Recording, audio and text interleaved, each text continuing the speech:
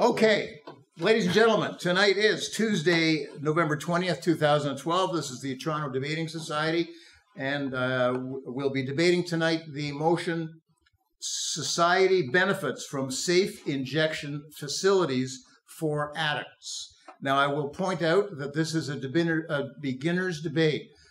This is for new members to our club, and to give an opportunity for them to get their feet wet and to have their first debate. And I know we'll all be very understanding about and supportive for them having, in most cases, their first debate. I'm very encouraged to see new blood, some terrific younger people come into the organization. It's really our lifeblood and our future. And I think it's terrific that all four of them have the guts to stand up here and to debate for the first time. So without further ado, we will begin. So please welcome the Prime Minister for 7 minutes, Megan.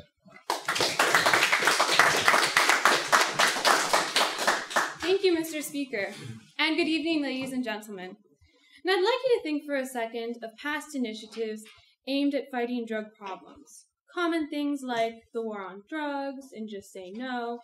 Now, these popular approaches take a black and white view of drug use. And the general academic consensus is these efforts have failed society. That's where safe injection facilities come in. Which brings us to our motion for this evening. Society benefits from safe injection facilities for addicts.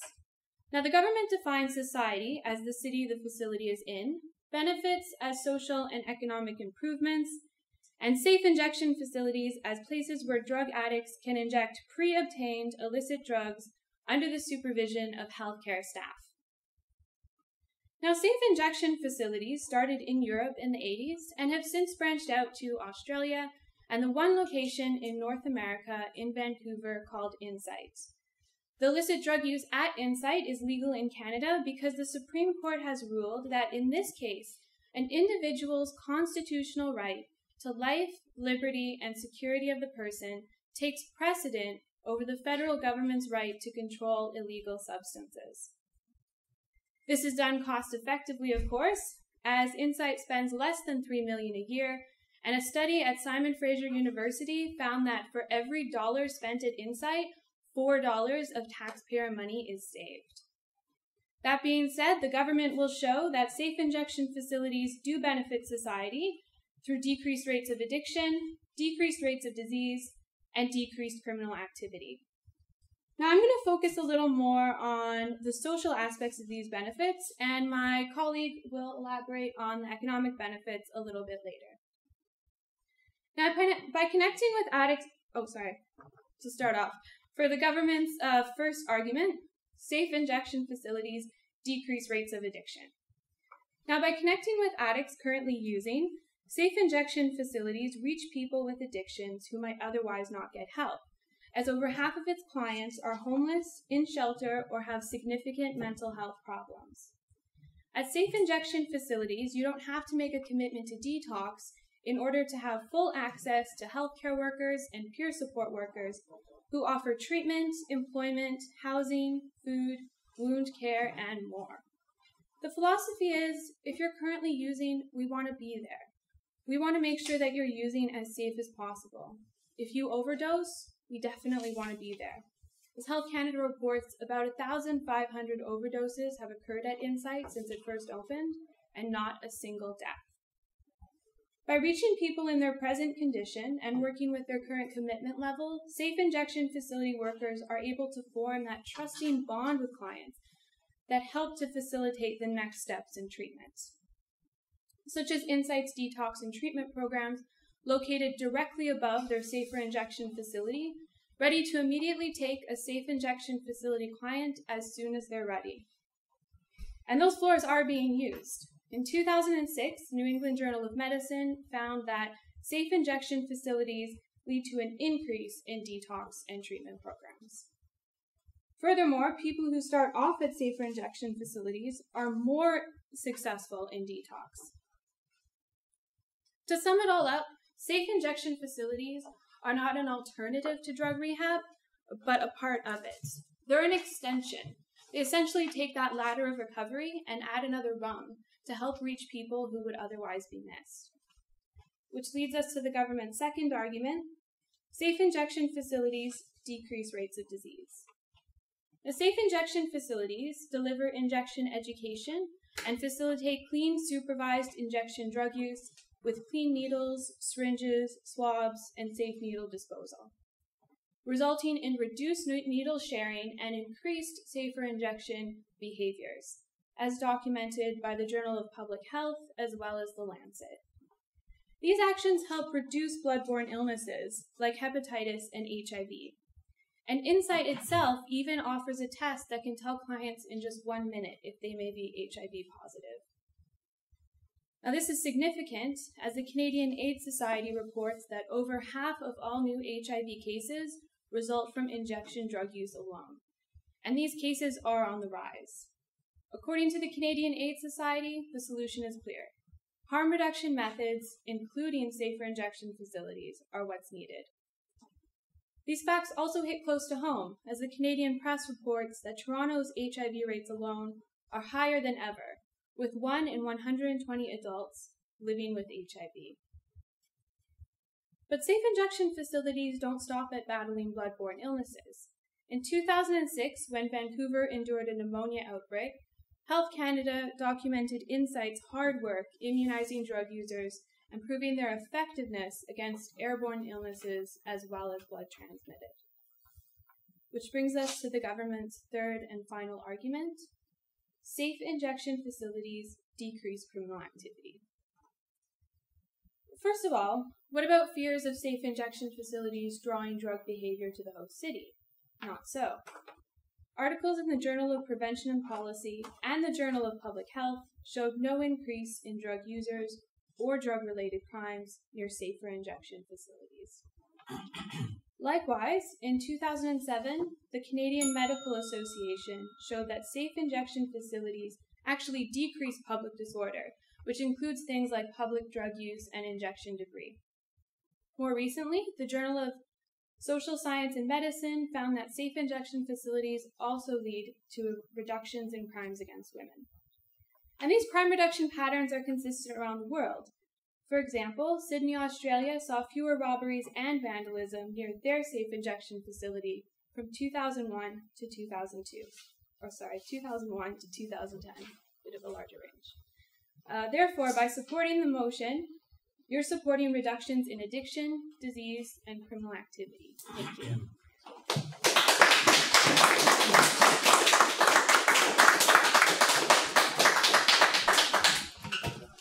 Thank you, Megan. A terrific start to our debate.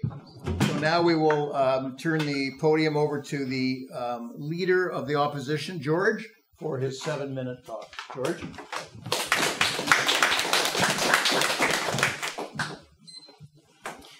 Thank you, ladies and gentlemen of the House, Mr. Speaker, Honorable Government. Let me rebut a few government main points through presenting the arguments of the opposition. First of all, safe injection, ladies and gentlemen, is an oxymoron. We're talking here about injection of extremely harmful and highly addictive substances. What's so safe about it? We're not talking about safe adultery sites, we call them brothels. More about it later. Safe injection facilities first were introduced as a complementary harm reduction measure to the preventative drug policy common in the Western world. Gradually, though, harm reduction philosophy started to replace the preventative approach, and the topic of safe injection facilities became highly politicized. You may ask, why is it important for our subject today? Well, it seems that this shift, this success of harm reduction activists and politicians affected the entire debate by moving it from the analytical, objective evaluation of the SIF, safe injection facilities, effectiveness, to having answers before questions are asked. It brings me to my first point. There are a lot of studies on Sydney and Vancouver. Most of them have been heavily criticized in professional journals and associations. I have printouts of Here's the Journal of Global Drug Policy and Practice, January 2007. Same publication, July 2007. Drug-Free Australia, Analysis of Sydney Injecting Site, 2010. All those take every stated objectives of the facility and show how statistical findings of the previous studies are misleading, methodology questionable, or plain wrong, and demonstrate that none of the stated objectives have been met in any way to demonstrate the effectiveness of such facilities. I'll give you just one example. One of the stated objectives is reducing overdose death, as Madam Prime Minister mentioned. Now, KPMG evaluation found no measurable impact on drug overdose death in King's Cross SIF. Drug-Free Australia report. Furthermore, Drug-Free Australia reports that overdoses in the facility were 32 times higher than the overdose histories of clients before they registered with the facility. Probably some sort of compensation for safety. Same sort of examples I could bring you across all other stated objectives of facilities. The critics abound, the findings are not conclusive, statistics are questionable, and the studies are frequently biased in favor of such facilities. My second point. Clearly, the message is sent to society by such facilities, and the message is clear. The message could be stated as, there is no right or wrong choice, and your choice is your business. Others should be there to help reduce the consequences of your choice until you choose different. It contrasts significantly with the values implicit in preventative policy, which could be stated as certain choices are better than others. The choice to get involved with drugs harms you, your family, and all society. Ladies and gentlemen, once the harm reduction values replace the values of right and wrong, be prepared to see kids coming to this place for their first injection, pregnant women killing themselves under medical supervision, families dropping by on Sunday morning for today's injection. Lovely, isn't it? Well, I'm not making it up. In fact, actually, Canadian HIV/AIDS legal network strongly advocates access to drug-using youth, pregnant women, and drug users accompanied by children. So the wording is slightly different. Finally, my third point. Making SIF into a first priority of drug policy draws attention and resources from the comprehensive approach of prevention and treatment. I will give an example of Vancouver side. No prevention programs have been supported in the city of Vancouver for the duration of Insight's operation. No expansion of treatment in Vancouver over the past 12 years. Rehabilitation clinics are poorly funded and all maintain long waiting lists from weeks to months, which is particularly bad for drug addicts because the window of opportunity for them may be very short. Ladies and gentlemen, I will briefly repeat my points. First, empirical evidence in support of SIF, safe injection facilities, is shaky, contradictory, and touched by the bias of harm reduction ideology. Second, this issue is certainly a moral issue, and SIF sent a highly troubling message of non-judgmental view of drug addiction. Third, preoccupation with SIF draws attention and resources from prevention and treatment programs. Society does not benefit from safe injection facilities. Ladies and gentlemen, please vote against the motion. Thank you.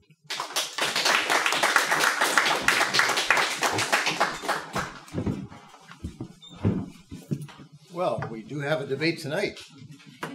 We will now hear for 5 minutes from the seconder of the government, Quay.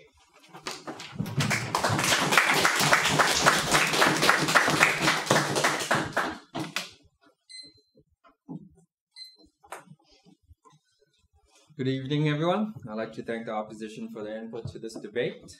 Like abortion, tobacco, and alcohol, it is a sensitive topic that has torn society since its inception. It is unfortunate, though, that you're on the wrong side of the debate tonight. For my piece, I will expand on the PM argument, specifically focusing on how society benefits economically with what I call SIF, Safe Injection Facility. While doing so, I will show why the opposition really has no legitimate rationale for opposing SIF. So we look at social. What are the economic benefits? I will present 3. SIF, as a drug reduction program, costs less per user than any other alternative method. Using Insight as an example, it costs $14 per visit. The cost per individual was around $1,400. The 500 most frequent user went over 400 times at an average cost of $13,000 per person per year. That is a lot of money, right? Let's compare the alternatives. Incarceration, for example. It costs $110,000 to keep a male inmate in a maximum security prison. And this does not include legal costs. SIF is a fraction of this cost. Cost of treating someone with HIV, almost $1 million. SIF, an even smaller fraction of this cost. It's even more alarming when we look at the budget as a whole allocated to drug reduction program. Out of the $400 million allocated in 2004, just 2.6% went towards drug reduction programs such as SIF, versus 73% towards law enforcement. Are we really using our money wisely? My second argument. SIF helped decrease property damage. It is estimated that addicts need to steal $360,000 worth of property to get $35,000 in cash to fund their drug addiction. Though SIF does not provide drugs, it does help people rehabilitate. And through rehab, it is hoped that addicts are no longer dependent on drugs and therefore do not need to fund their drug habit through crime and theft. My third argument.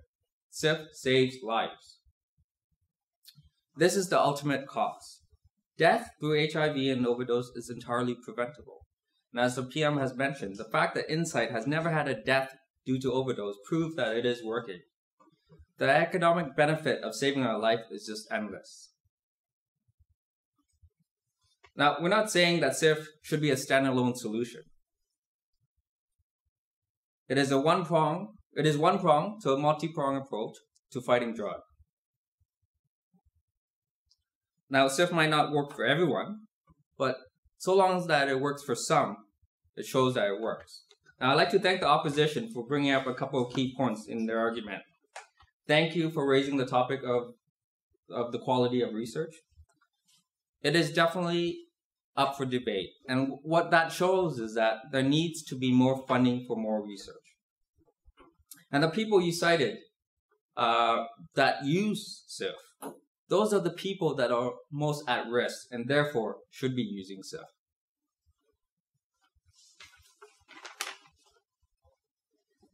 There is really no alternatives. What is the benefit of maintaining an absolute prohibition against drugs? Why can't there be a middle ground where we connect healthcare professionals, law enforcement with drug addicts? Remember, most addicts are long-term addicts. Marginalizing them and ignoring them might keep them hidden, but will only compound the issue. We need to move beyond the stigma and fear.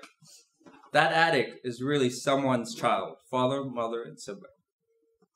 So based on the facts that I've presented, both socially and economically, I believe that society benefits from safe injection facilities for addicts. The argument that this is contrary to our fight against drugs is mute because SIF have shown to complement our fight against drugs by encouraging safe practice and rehabilitation.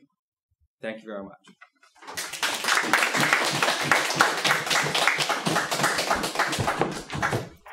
Very good. Thank you, Quay. Now we have an opportunity to hear our final speaker of the evening. Please welcome for 5 minutes, Adrian.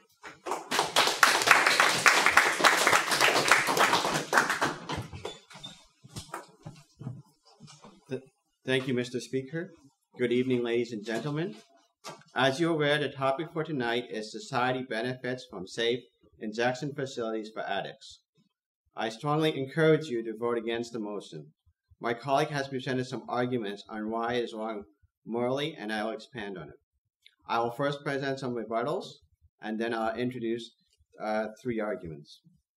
My first rebuttal is with the seconder. He brought up a point about abortion and alcohol and tobacco. And like we already, the way we address it is we try to have campaigns and try to discourage it.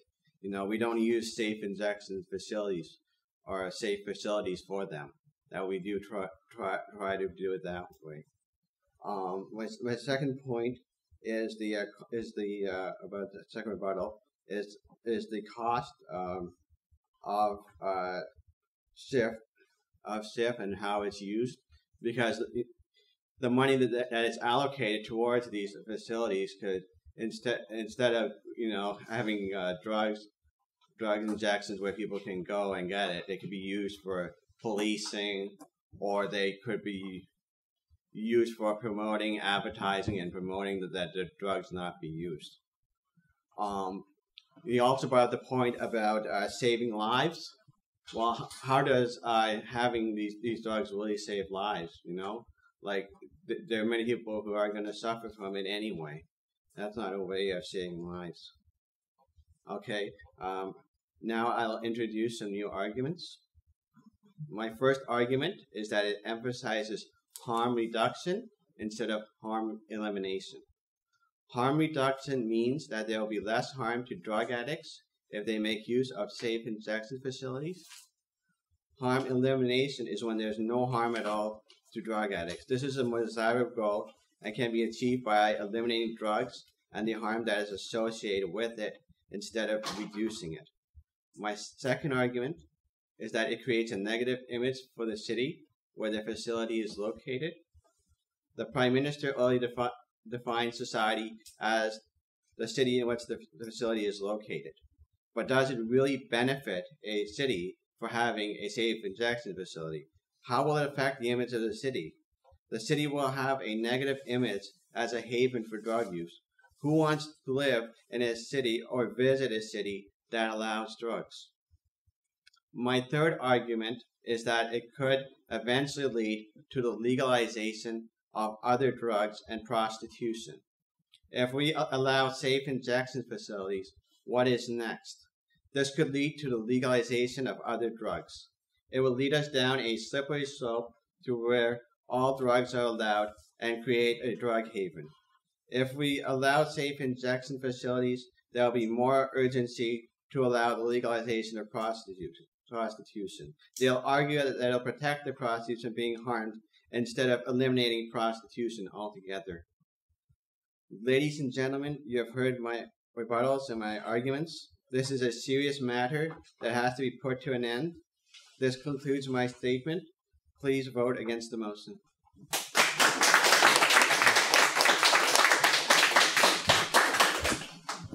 Well, thank you, Adrian.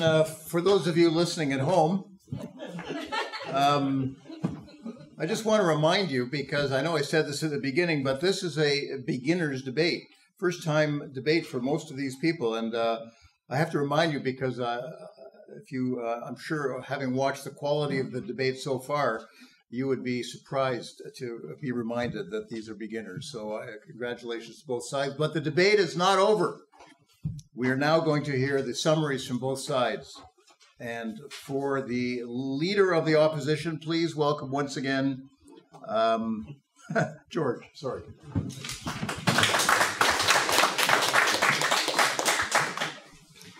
Thank you, Mr. Speaker. Well, in fact, I admit that numbers can hypnotize everyone. When government is throwing out the numbers and they're all... Could you repeat any of these numbers? Excuse me. They just throwing the numbers and makes the impression that it really supported and well studied, which is not. So I'm just summing up that the studies are controversial, as government secretary admitted. Again, there is a huge problem with methodology. There is a wrong assumption behind all the statistical findings. We can take all these addicts and just to move them into the facilities. So all this overdose death and everything will just happen in the facilities, and we will be able to save them. This is not the case, because the facility obviously affects the society, affects the things around it. Crime decrease. Great. Did you know that during Inside operation, there were 60 policemen deployed in the neighborhood, in the area of 500 meters around the area? How does it affect the findings, statistical findings? Think about it. Well, let me say that, yes, this is a very cheap method, as government secretary admitted. Well, but does it really work? It doesn't help anyone. He mentioned that prohibition doesn't work. You can't win war on drugs. Well, ladies and gentlemen, we're not ever going to win the war against murder, robbery, and rape either. But our moral code rejects all this, all those things, including drugs. And let me give you an example of very positive outcomes of zero tolerance policy in Sweden. And here I'm summing up my speech. Thank you. Thank you very much, George. And now to conclude the debate for 2 minutes, the closing arguments for the Prime Minister, Megan.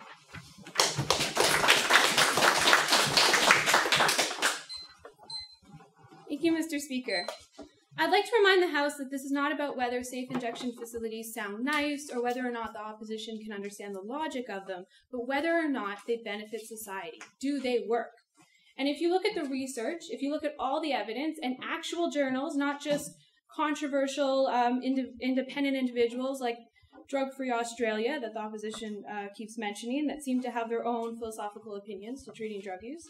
If you look at top-of-the-line medical sources, which I've cited, including the Lancet, the Canadian Medical Association, Journal of New England, the New England Journal of Medicine, and you'll see that safe injection facilities work. They work by improving the lives of people who have addictions and even getting them off of their addiction.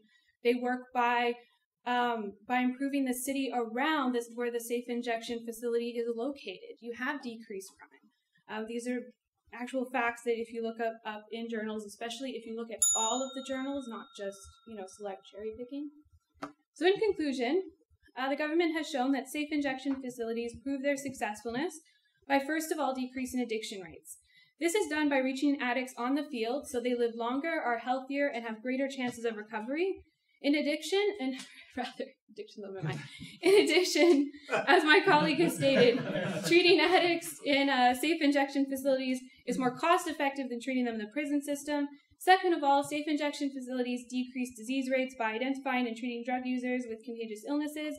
Like my colleague mentioned, this has financial ramifications since treating one individual with HIV, for example, can cost up to $1 million. And finally, safe injection facilities decrease criminal activity as theft, vandalism, violence, and public disorder decrease, and these crimes can be quite costly, as again my colleague has shown. A single addict needs to steal about $360K worth of property to maintain their addiction. Thank you.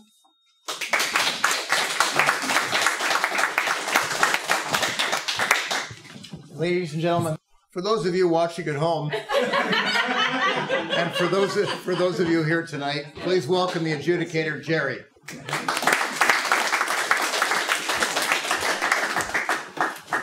Well, that was an excellent debate. We were sitting outside saying that we thought we were in the midst of a bunch of seasoned debaters. That was an excellent, excellent debate. And I must say personally that everything I knew about safe injection sites, I learned from Da Vinci's Inquest on TV. So that was wonderful. I learned a lot of good stuff tonight. Let's get to the debate now. Started out with the Prime Minister came in and gave a very, very good definition. I was waiting for the Prime Minister to define the word addicts, which was not done, but no big deal. The Prime Minister came out with really good arguments, 3 really strong arguments. She started out by talking about the rates of addiction. She talked about the less rates of addiction with a safe injection site. Then she talked about the lessening of disease, and criminal activity also was lessened. Her time was used really, really well. She used her full 7 minutes. One small thing, and this was similar for all of the speakers, they tended to read a lot of their speech, which is understandable with a first debate. Our second speaker, the Leader of the Opposition, came in with some rebuttal.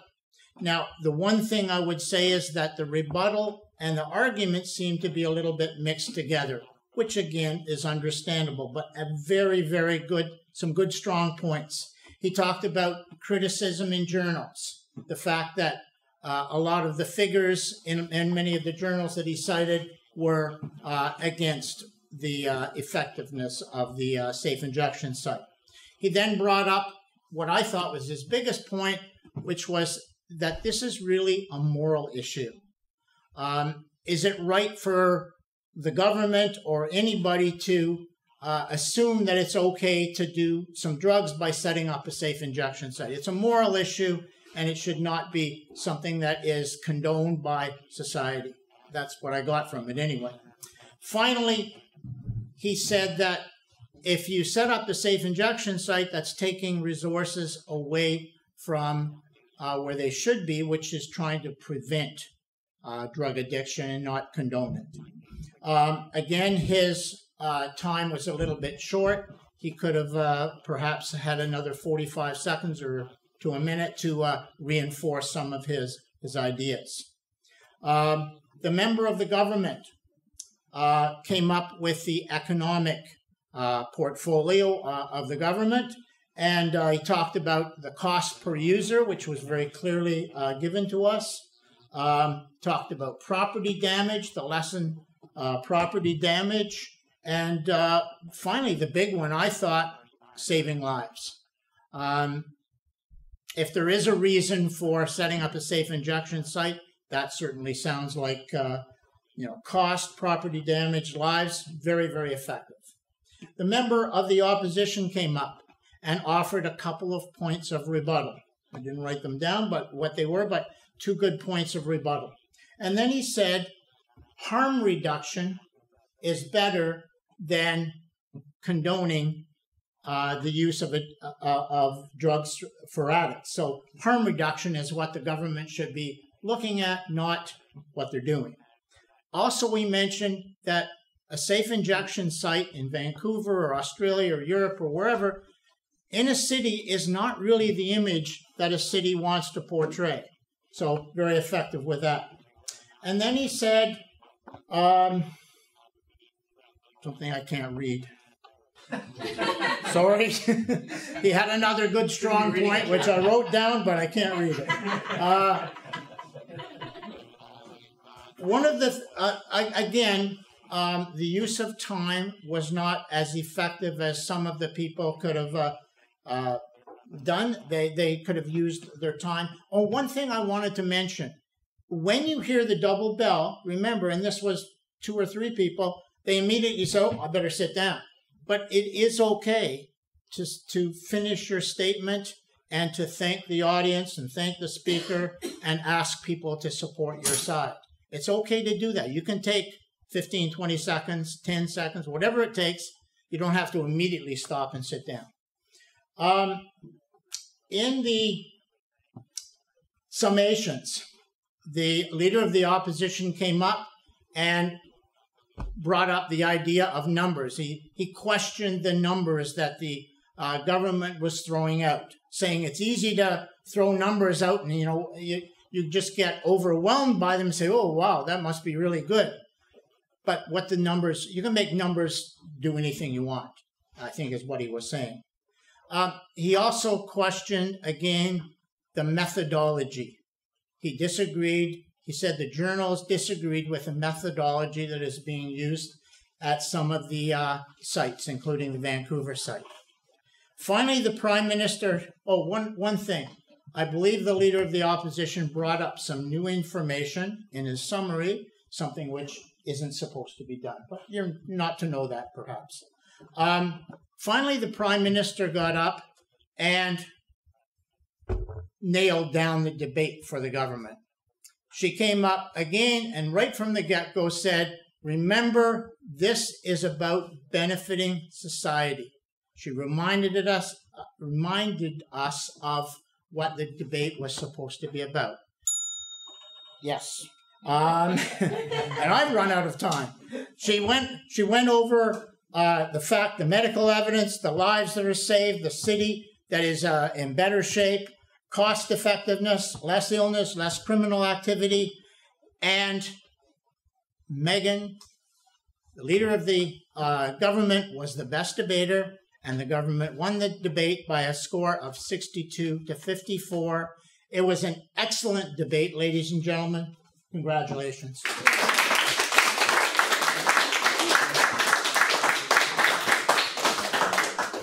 Well, ladies and gentlemen, in this case, the House agreed with the adjudicator, and the vote was 11-5 for the government.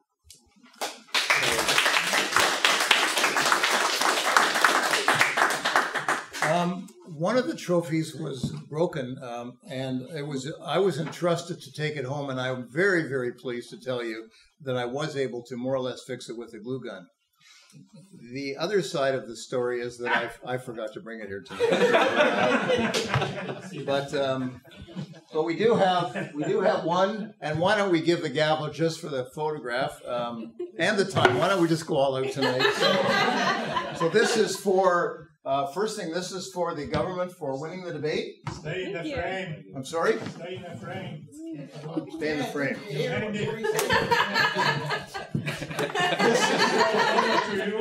This is the government. You don't need to. It be turned off anyway. Good idea. Bring them. That's how we're new. And these two awards are for the best debater, Megan. So there you go. Oh, thank you.